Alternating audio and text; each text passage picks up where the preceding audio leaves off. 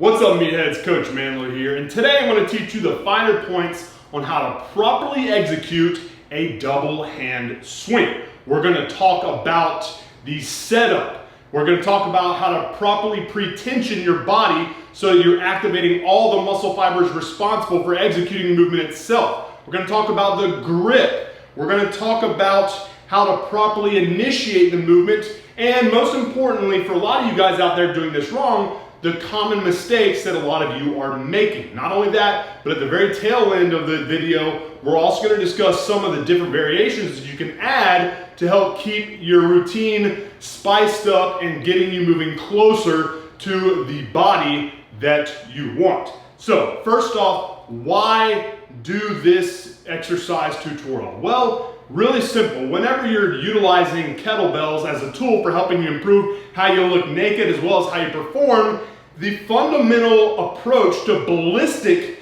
explosive kettlebell training is going to be done first with the double hand swing. So before you can get into the more advanced kettlebell ballistic movements that are initiated through powerful hip extension, like any clean variation or any snatch variation, the first thing you got to do is learn how to properly do a solid double hand swing. All right, guys, the first coaching point we want to discuss is going to be our setup, specifically our foot placement, as well as the placement of the kettlebell before we initiate the very first rep. Let's first talk about our feet.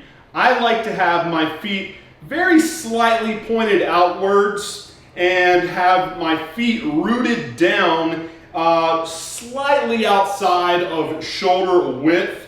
Too far out, and you run the risk of what are basically called valgus knee force. So you don't want your knees caving in. You want to be able to forcefully push them out so you can better activate your hamstrings and glutes, which are the muscles responsible for driving that hip extension that initiates the lift itself. As far as the kettlebell placement, you want to make sure it's anywhere from 3 to 6 inches out in front of you. For taller guys, you want it a little bit further out. The reason being is when you go to initiate that first rep, when you release that kettlebell from the ground, you want to be able to pull it directly into your hip crease to initiate. And if you're trying to initiate it from this point, it's not going to be as smooth and pendulum-like as you need it to be. So, feet rooted down slightly wider than shoulder width, toes very slightly pointed out, and kettlebell anywhere from 3 to 6 inches out in front of you so that you can quickly and easily release the tension from the ground and pull it into your hip crease. All right, guys, after nailing down our setup, the next thing that we want to discuss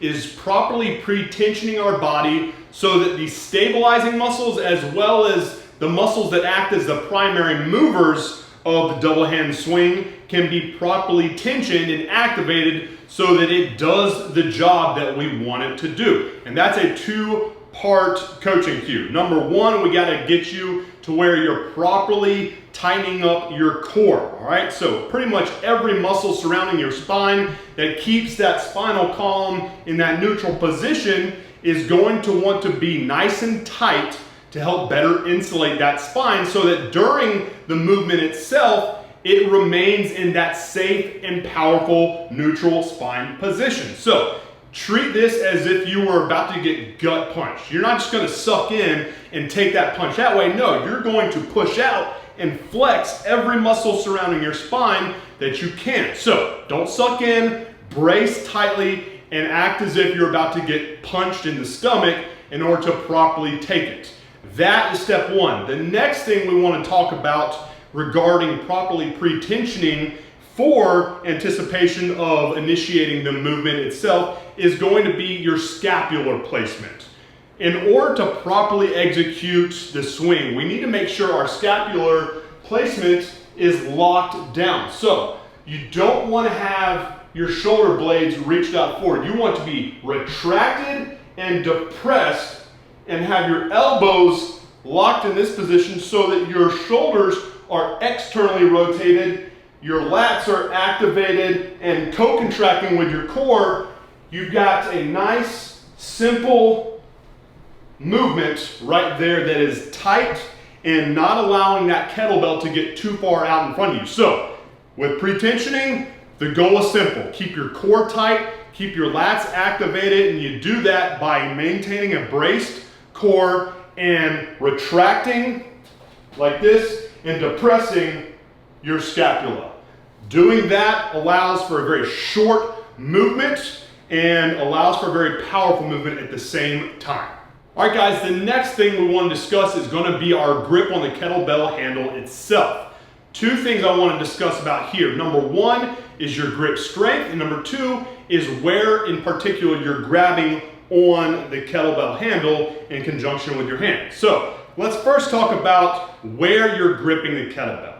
Really simple here. The mistake I see a lot of people making is instead of properly gripping it in the inlay, in that crease of your hands, a lot of people grip it in the finger folds. You never want to do that. Never, ever, ever grip it in your finger folds. That's how you get all sorts of terrible calluses and blisters, and also it doesn't allow you to have complete control of the weight in space. So grip right across the folds of your middle part of the hand, and as regards to how you want to grip it, the simplest way I like to communicate that to all of my clients is going to be to treat it the same way you would when you go to shake someone's hand. You don't need to give a gorilla grip. You don't need to crush the handle or make it bleed, but you also don't want to do it in a way that has your hands loose. You want control of the kettlebell, but not to the point where you're trying to crush it. So just a good handshake grip and making sure the handle is in the folds of your hand is going to give you that optimal grip that you need to control the weight in space. All right, guys, now we're going to discuss initiation of the first rep and how to do all reps after that first rep. So just to recap, we've discussed how to properly set up your feet as well as where to set up the kettlebell. We talked about how to properly pre-tension our body in anticipation of that first rep, making sure our core remains nice and tight, our knees are pushed out, heels down, shoulder blades are retracted and depressed to help minimize the arc or the path that the kettlebell travels in, and how to properly grip the kettlebell handle in the fat mid part, that crease of the hands instead of the finger folds, and doing so with that good handshake grip. Now we're going to talk about how to initiate that first rep and then do all reps after that. So the first thing we want to do is piece all those things we just discussed together and maintain them throughout the entirety of the reps that we're going to do with the kettlebell swing. And to do that first rep, all we want to do is remember, keep those heels down, core tight, knees pushed out, reach back, and from here, we're going to release, kind of tilt the kettlebell down right here, making sure our wrist remains neutral and in alignment with our elbow and our shoulder, and pull it into our hip crease and make sure our spine is about, depending on your height, probably anywhere from 30 degrees to 45 degrees to the ground. I don't want to see your, during initiation or throughout any of the reps throughout the set, I don't want to see your spine being parallel with the ground. That's going to put a lot of stress on your lower back, which we don't want during this movement. So initiation, kind of tilt it, keep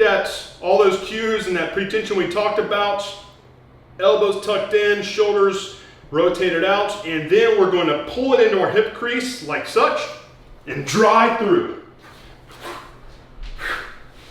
Now do it from the side here so you get a better view of what's going on. Again, got a good stance, toes slightly out, knees pushed out to help better recruit hamstrings and glutes, which are the drivers of the movement. Our core remains tight, our scapula are pulled back, depressed down, have the proper grip.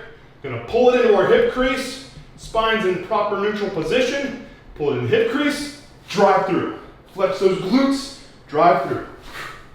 Now, what you're gonna notice is that kettlebell, the ball of the kettlebell, is going to be reaching its apex at about the point where it is parallel with the ground. So my arms at the apex of the movement, where it goes from going up to transitioning going down, where it's going to be, my arms are going to be about parallel with the ground. So even in this position, you're going to notice my wrists remain in that locked neutral position to where they're stacked on top of my elbow, elbow stacked on top of my shoulder. And as it goes down, we're not going to resist on the way down. It's like a pendulum. Once it reaches its apex, we're then going to do the same movement in reverse. We're just going to let that kettlebell fall and catch it with our hips. Pull it into that hip crease, and then once it reaches there, drive back up with powerful contraction of our glutes. That's it. We're just going to initiate that powerful hip extension once it reaches our hip crease by driving the movement with powerful contraction of our glutes, and the whole time making sure that our core remains tight and our scapula remains retracted and depressed so that our lats and upper back can co-contract with our core to help better stabilize that spine, while the glutes, the hamstrings, and the quads are doing the work to propel that weight up. So drive it up, then let it fall and catch it with your hips before initiating the same movement over again. Now what we're going to do is discuss some of the major mistakes that a lot of you are making that are preventing you from getting the gains that you want and putting you in harm's way of possible injury. Hey man, thank you so much for checking out part 1 of today's in-depth kettlebell swing tutorial.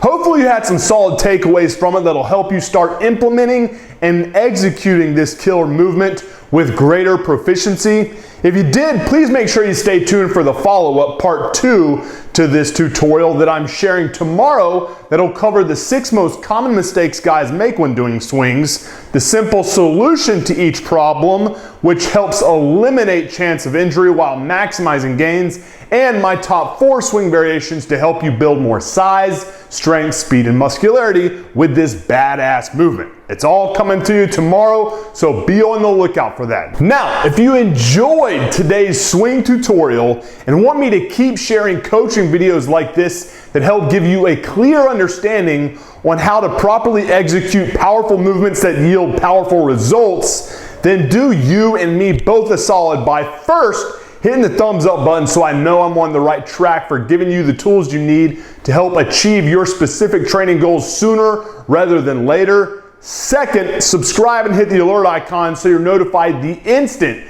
that I drop new workout videos and coaching tutorials here every Monday, Wednesday, and Friday. And third, let me know what other tutorials you'd like to see in the future down in the comment section below. Look, I always film content based on demand. So if you've got a request for future videos, voice your opinion below and I'll do my part to share with you my honest opinion on whatever it is that you're looking for.